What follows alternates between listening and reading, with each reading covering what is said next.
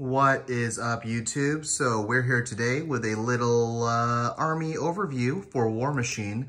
We got Grymkin, but I know a lot of players are wondering, is Warmachine MK4 worth playing? So it's kind of like I don't know what the terminology is. It's like a yes and a no. So I feel like it's a yes in that if you can get an army for cheap, which you can on the Facebook buy-sell trade groups, which I'll link in the description below. You can get some really good deals, like deals as in like 5 to 10% of retail. It's pretty it's pretty good for you, pretty bad for sellers. Like there is no resale value for this game. And I mean, that's only if you're talking about these old legacy models. So this is Grymkin, it's a legacy army. So this army has support in MK4, but if you have been following Warmachine, there is prime armies and legacy armies. So let's say Khador, for example. Khador has a prime army, which is all new models, and they're like a separate army from the other Khador armies, like the Man of War or Winter Guard, Khador legacy lists. So same army. It's kind of like if you play Warhammer, Warhammer has like chapters for Space Marines, right? There's Ultramarines, there's Space Wolves. So same, they're all Space Marines, but two different chapters.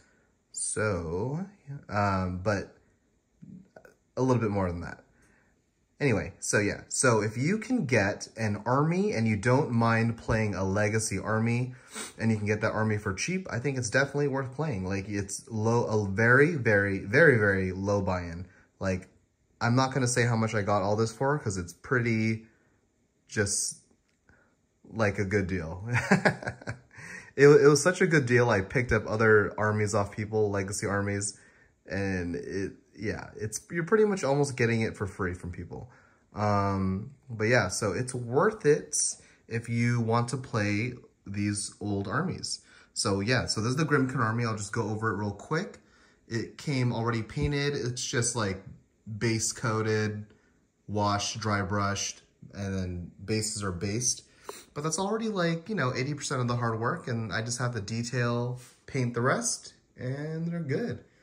Yeah, there's if you paid retail, a lot of this stuff is freaking expensive. Like this haunted house, I think it's like 120 bucks.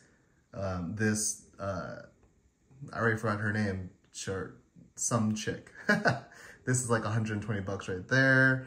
They're around Games Workshop prices. Ooh, this is my favorite model, the Child. Check that out. So they have great sculpts, but I mean, it's legacy, so people are scared that these legacy armies will be phased out, which I could see happening. Phased out and replaced with MK4 armies, so yeah.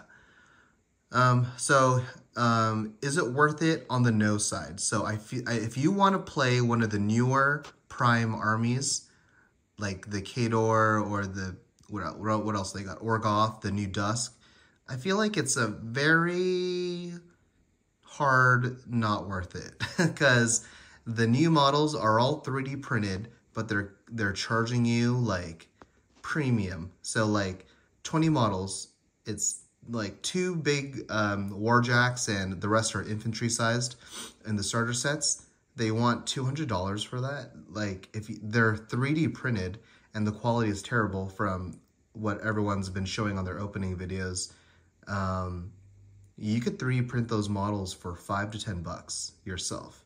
So why would you pay someone $200 for that? You know what I mean? So I think, and a lot of the legacy armies are doing very well rules-wise.